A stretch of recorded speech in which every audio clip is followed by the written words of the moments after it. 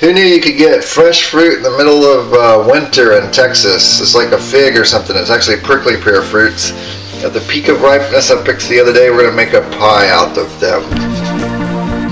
First step, I'm just using a little bristly pad to scraping off the fine filament haired spines on these fruits so they don't get on my fingers later. Doesn't that look like good fruit? Smells good too. So anyway, Texans may be friendly, but prickly pear cactus fruits are not friendly, so make sure you can find your tweezers before you start this project. I'm going to just cutting the ends off. That's where most of the spines are anyway. Of course, I've mostly removed the spines. But then I'm going to cut these in half. These are wild, by the way. It's from a random cactus plant I saw close to my work. There, I'm just going to cook long enough just to get these to loosen up and scoop the seeds out a little easier. We'll scoop the seeds and then we'll scoop the fruit out of the skin next. I can do my crust while the fruit's cooking. I'm going to do about a third of a bag of the small bag flour, a half a stick of Crisco. So you want it to the point where when you reach in and grab it and squish it, it all sticks together. That's the right consistency. So you see that's not runny at all, right?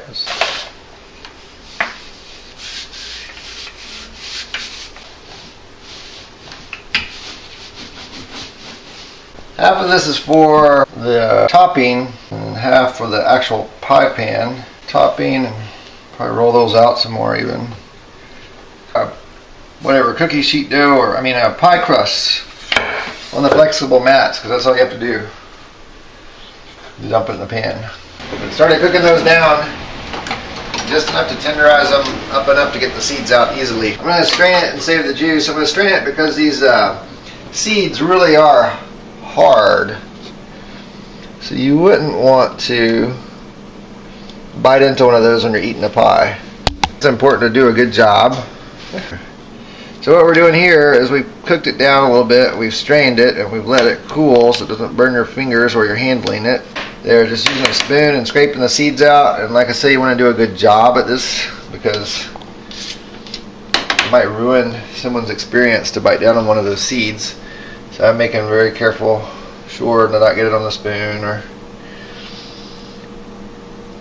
or get all the seeds off the spoon before I do this next step, which is just to use the spoon to run it between the skin and the fruit, and the object is just to peel the fruit out of here, but it's just sticky and gooey. American Indians used to make candy out of it because there is literally so much sugar in there that's sticky and gooey, and slicing it across the grain, you see that pattern going that way. It's kind of the direction it comes out anyways. It'll be in longer sections. So all the fruit we just chopped up goes back into the pan. Go and add the juice back in that we saved.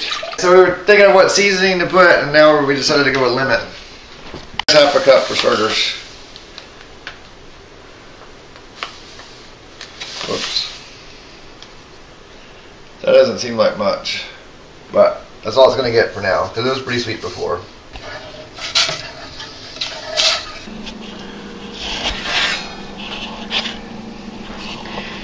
Okay.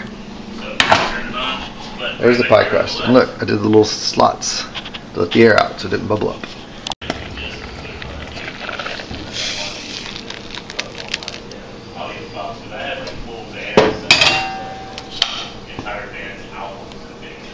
Now over here we have butter, sugar, and cinnamon, and even a design. It'll be a surprise.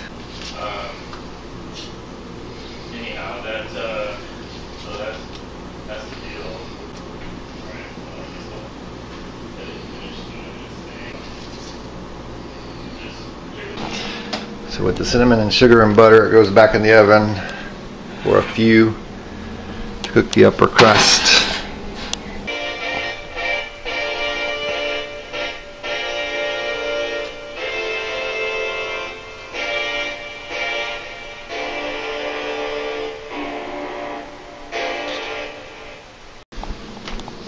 There we go. I cooled it off in the fridge so the juice doesn't run out and everything. And a couple of scoops of ice cream. Let's see if it's any good.